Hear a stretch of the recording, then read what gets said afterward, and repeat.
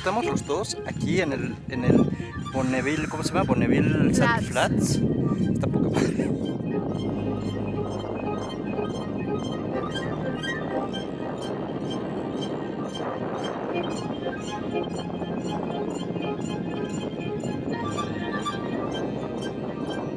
Tiene un grandísimo efecto, grandísimo, espeluznantemente grave.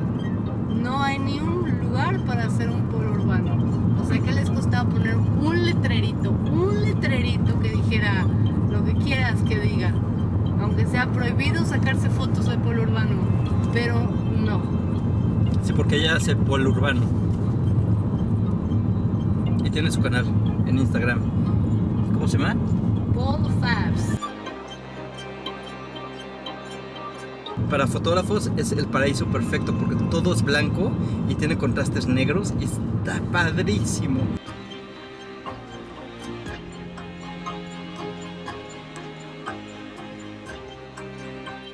Síganme, Pero- para que vean dónde no se puede hacer pole, porque aquí no se pudo. Sí, se puede correr de lo lindo. Al principio teníamos miedo de que el coche se fuera a atascar. Pareciera nieve, pero a la consistencia no, la consistencia sí era como de lodo.